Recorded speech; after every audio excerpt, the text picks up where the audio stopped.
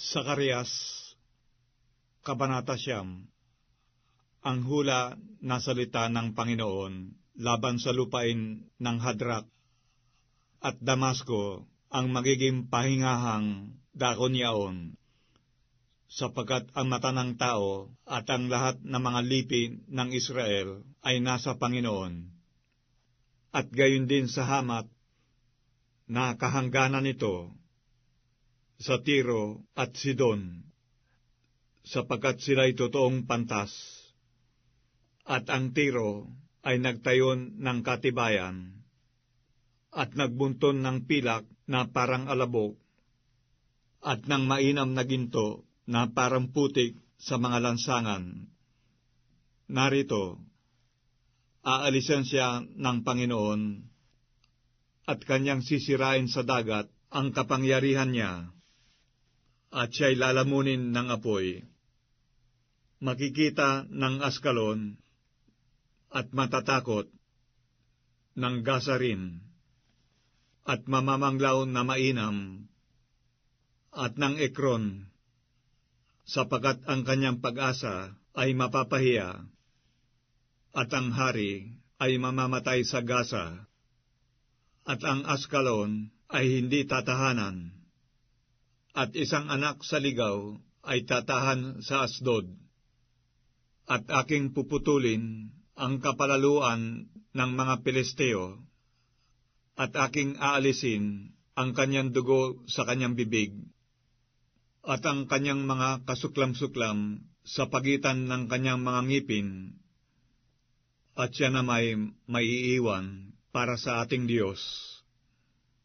At siya'y magiging gaya ng Pangulo sa Huda, at ang Ekron ay gaya ng Hebuseo, at ako'y magtitirik ng kampamento sa palibot ng aking bahay laban sa hukbo, na walang makadadaan ni makababalik, at walang mamimighati na daraan pa sa mga yaon.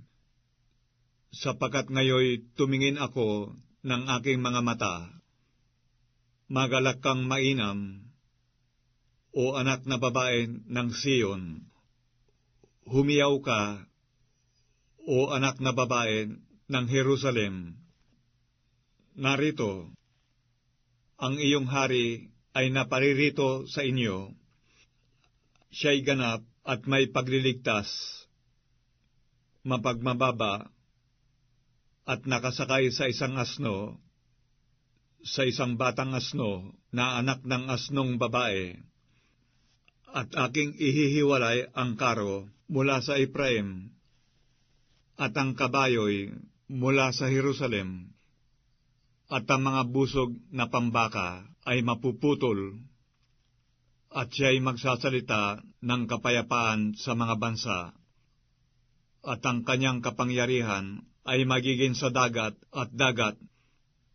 at mula sa ilog hanggang sa mga wakas ng lupa. Tungkol sa iyo naman, dahil sa dugo ng iyong tipan, ay aking pinalabas ang iyong mga bilanggo sa hukay na walang tubig. Mangagbalik kayo sa katibayan, kayong mga bilanggo na may pag-asa. Ngayoy aking inihahayag na aking igagawad sa inyo na makalawa, sapagkat aking binaluktot ang Huda para sa akin. Aking inakmaan ang Ephraim ng busog, at aking gigisingin ang iyong mga anak, O Sion, laban sa inyong mga anak, O Grecia, at gagawin kitang parang tabak ng makapangyarihang lalaki. At ang Panginooy makikita sa itaas nila, at lalabas ang kanyang pana na parang kidlat, at ang Panginoong Diyos ay hihihip ng pakakak, at yayaon na kasama ng mga ipo-ipo sa timugan.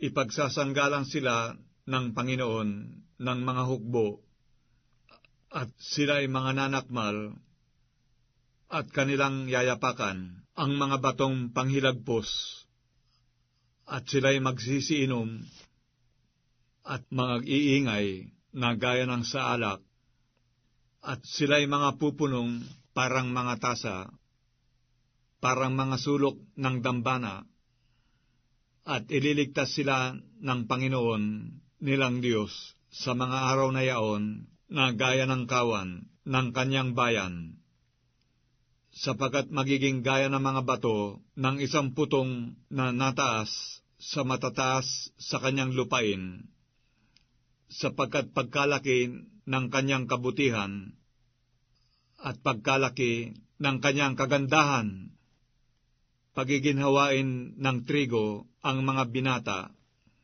at ng bagong alak ang mga dalaga,